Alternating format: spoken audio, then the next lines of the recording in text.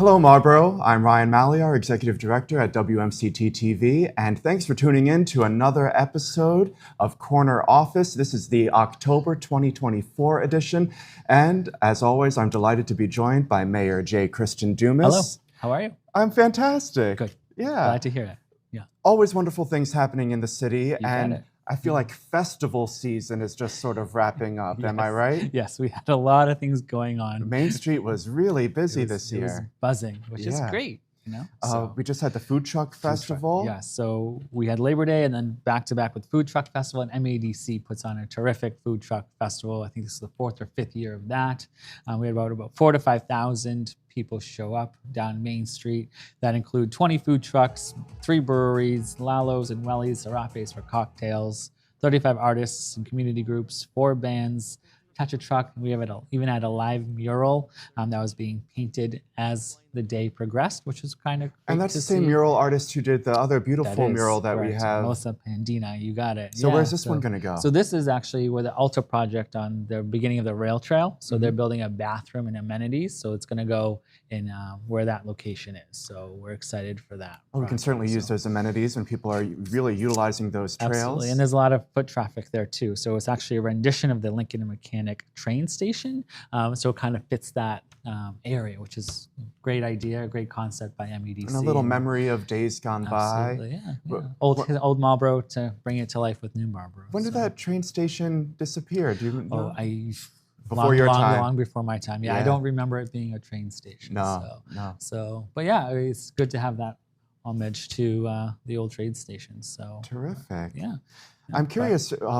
There's all that construction going on behind City Hall, and that's going to be a place for other festivals and gatherings to happen too. What do you plan to happen right there behind City Hall? There's lots of seating and little arrangements so people can have little live performances and more handicap accessibility, and then we can actually utilize Weed Street more effectively to kind of have more events on Weed Street. Oh, do you think the farmers market will move over there? Eventually, I would think that's the ultimate goal, or to be a lot larger. And expand, so we can kind of, or even move the shed. I don't know. So I like the idea of the option to lots of options, right? Which is great. And that project is coming close to wrapping up. I believe it's pretty much finalized. Nice. So yeah, it's great to see that progression as you walk into City Hall every day. But I mean, it's just a beautiful project now that it's somewhat, because a lot of vegetation went in and a lot of plants, which is great to see. A bench. But yeah, if you haven't checked it out, swing by behind. I know everyone drives through the front of Main Street and you see the front of City Hall, which also has a lot of scaffolding up on it right now. But check out the backside too. There's some nice stuff happening back there. Yeah, excellent. Totally. But one of my favorite holidays coming up, Halloween, and we've got the Horribles Parade. Horribles Parade is coming back. That's the Thursday before Halloween. October 24th. Yep, from 4:30 to 6. So if you're a local business and you want to give out candy, feel free to reach out to my office. There'll be a form.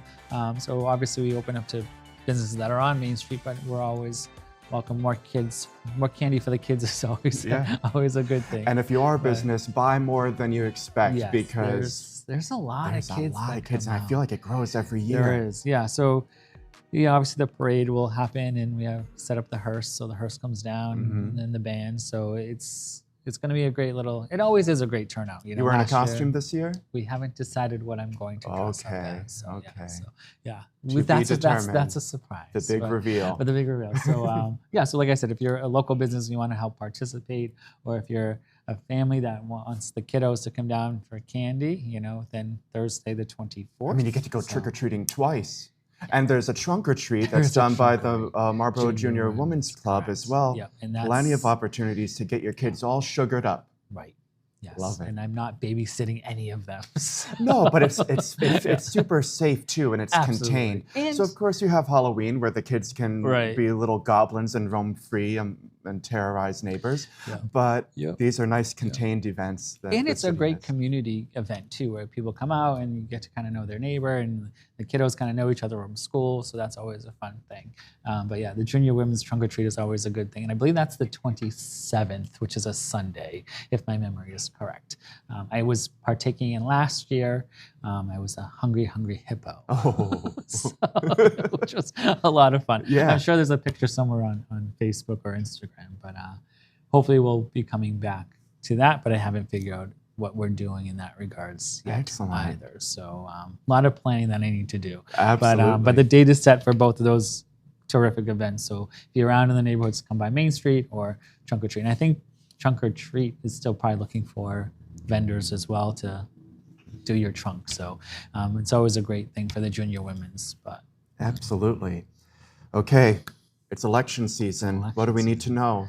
What do we need to know to be informed? go out and vote. That's what you need to do. Yeah. That's it. Yeah, that's it. So obviously it's on Tuesday, November 5th. The polls open at 7, close at 7 a.m. They close at 8 p.m.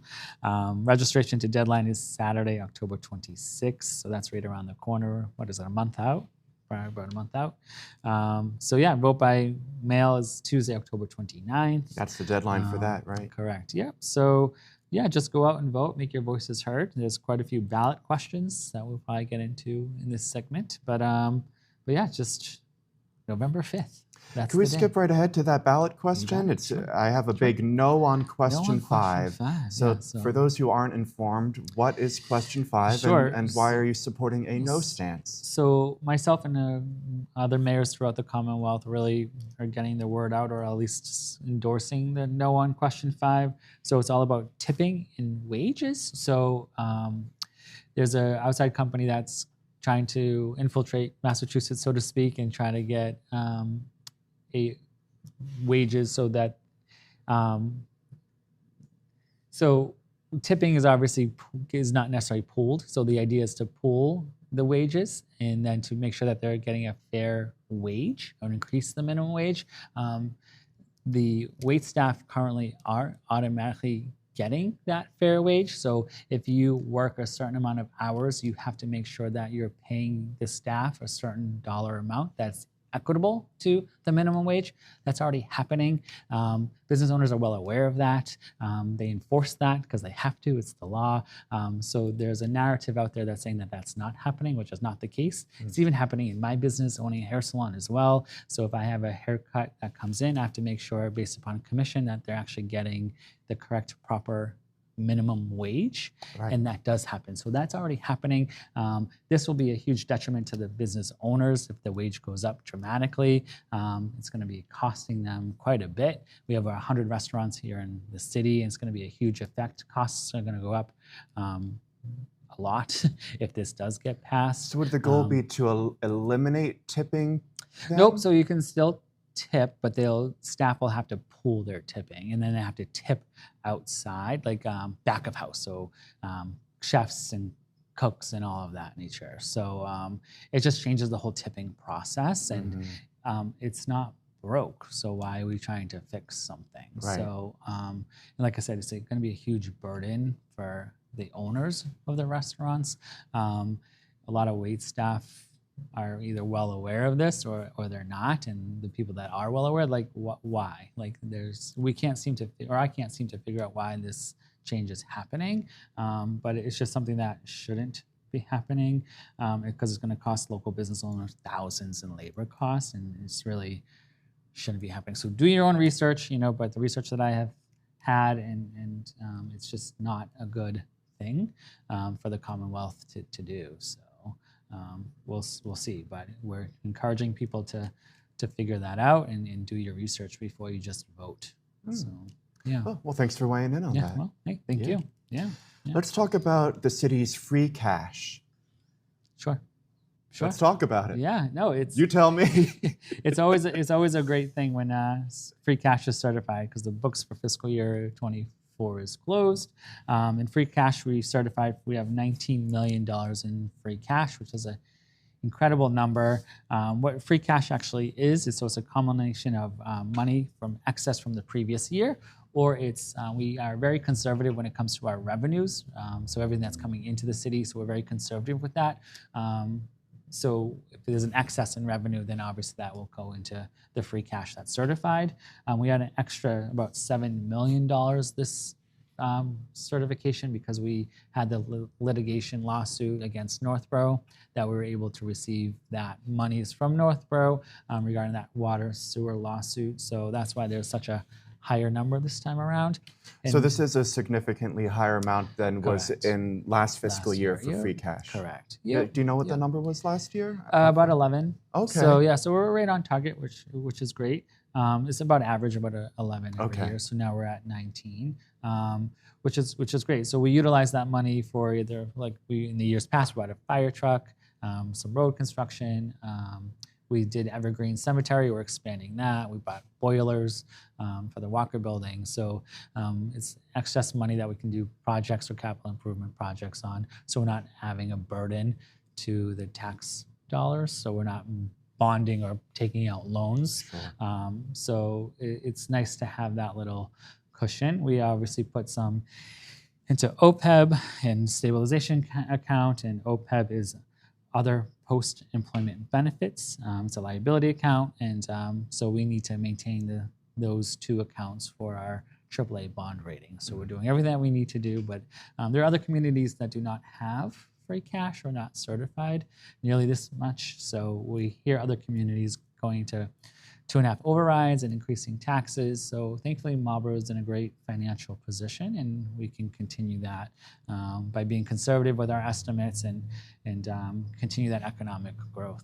So the plan seems to be to sort of continue to try to maintain a large free cash pool in case Sure. some sort of emergency should happen where you would Correct. need to dip into Yep. these And that's what the funds. stabilization account I see. goes to. So yeah, so free cash, there's a little more wiggle room that we can play with.